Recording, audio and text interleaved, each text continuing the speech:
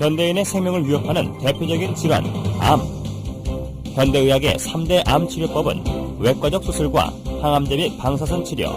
하지만 말기암인 경우 암 완치는 고작 20%. 첨단 현대의학도 암을 불치병으로 남겨놓은 상황인데 현대의학이 풀지 못하고 있는 불치병들, 그 해법을 면역력 강화에서 찾고자 하는 시도들이 새롭게 관심을 모으고 있다.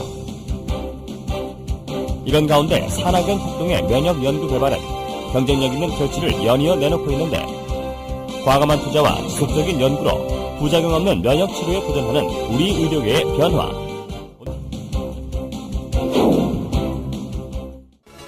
천연 생약제에서 추출한 성분으로 만든 항암 기능성 식품이 국내에서 처음으로 개발돼서 이르면 이달 안에 시판될 예정입니다. 조용호 기자가 전합니다. 항암과 암치료 부작용이나 성인병을 예방하기 위해 개발된 기능성 식품입니다. 해모힘과 해바순으로 이름 지어진 이들 식품은 생체 손상을 막고 도혈과 면역 증진, 생체 조직의 재생을 촉진하는 기능을 발휘합니다. 이러한 효능을 입증하기 위해 쥐에게 암세포를 투여해봤습니다. 암세포가 계속 전이되는 왼쪽 쥐와는 달리 기능성 식품을 투여한 오른쪽 쥐에서는 암세포 억제 효과가 나타났습니다. 이번에 개발된 이 두 기능성 식품은 해바라기와 당귀 등 우리의 전통 한약재에서 그 성분을 추출했습니다. 생명공학과 방사선 기술로 천연생약제를 조합해 새로운 복합 물질을 만드는 방식을 썼습니다. 각각의 성분들을 분리를 해서 그것의 각각의 효능을 검증한 다음에 효능을 극대화할 수 있게 다시 그 성분들을 재구성한 겁니다. 종전의 천연생리 활성물질은 항암 효능에 한계가 있고 독성까지 강했습니다. 하지만 이번에 개발된 항암 기능성 식품은 여러 성분을 조합해 효능을 높이고 독성은 없앴습니다. 이들 항암 기능성 식품은 원자력 병원 등에서의 임상시험과 병행해 이번 달 안에 시판될 예정입니다. KBS 뉴스 조용호입니다. 환자의 면역력을 탁월하게 높여주는 새로운 생약 복합제가 국내 연구진에 의해 개발됐습니다. 임상시험 결과 백혈구 회복을 높여주고 암치료 부작용도 크게 없애주는 것으로 나타났습니다. 최성원 기자가 소개합니다. 생약을 섞어서 만든 해모임이란 생약물질입니다.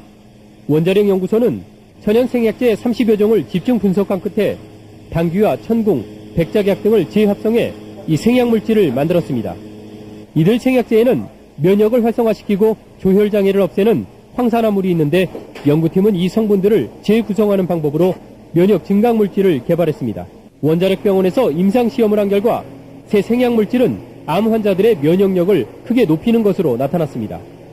유방암과 자궁암 환자 각각 12명에게 새 생약물질을 복용시켰더니 모두 회복 속도가 60% 정도 빨라졌습니다.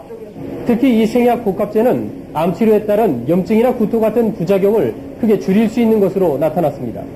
암 환자들은 치료를 받으면서 기력이 떨어져 문제가 됐지만 생약 복합제를 복용한 환자의 80%가량이 기력 회복에 큰 도움이 됐다고 답했습니다.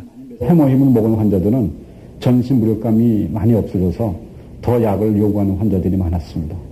연구팀은 이 물질에 대한 2, 3차 임상시험을 거쳐 신약 개발에 나설 계획입니다. KBS 뉴스 최성원입니다. 한국원자력연구소가 정부 출연 연구기관으로서는 처음으로 기술 출자를 통한 벤처기업을 설립했습니다. 이번 투자는 금전이 아닌 기술 투자에서 연구기관 벤처 창업의 새로운 모델로 평가받고 있습니다. 대전에서 이정우 기자가 보도합니다. 천연 생약 복합 조성물인 해모임입니다. 한국원자력연구소가 중장기 연구개발 사업으로 개발한 이 생약 복합제는 동물 실험과 암 환자 임상 실험에서 효능이 입증되고 있습니다. 이 물질은 임상 실험 결과 면역세포 회복 증진과 염증 등의 부작용 억제 효과가 뛰어나고 방사성 치료에 의한 암 발생 억제 효과도 60% 이상 높은 것으로 확인됐습니다. 암 환자 치료 시에 보조제로 활용할 수 있는 것뿐만 아니라 성인병이나 만성질환 환자들에서 면역 조절 기능 회복에 아주 잘 활용될 수 있을 거로 생각이 됩니다. 이 연구 성과물이 기술 출자 형태로 산업체에 이전돼 벤처기업으로 다시 태어났습니다. 이번 기술 출자는 한국원자력연구소가 직접 벤처기업에 공동으로 참여하는 방식으로 그동안의 단순한 기술 이전과는 다릅니다. 정부 출연 연구기관의 기술 출자로 탄생한 벤처기업의 공식 출범은 연구 성과물에 대한 새로운 장을 열고 있습니다. 정부 지원만을 받는 연구소에서 탈피해 연구 성과물의 상용화, 산업화를 통해 경쟁력을 강화하고 이익금을 환수해 연구기반 확충에도 도움을 줄 수 있다는 설명입니다. 연구자들이 더 용기를 가지고 더 좋은 연구 성과 내고 성과가 나오는 대로 민간에 이렇게 기술을 넘겨줘서 민간이 또 새로운 기업을 자꾸 창출하는 그런 아마 좋은 전기를 마련했다고 이렇게 봅니다. 기술투자 벤처기업은 금전 등 실물 자산이 아닌 특허와 실용신안 등 기술 투자로 이루어지기 때문에 연구기관 벤처 창업의 새로운 모델로 평가받고 있습니다. YTN 이정우입니다.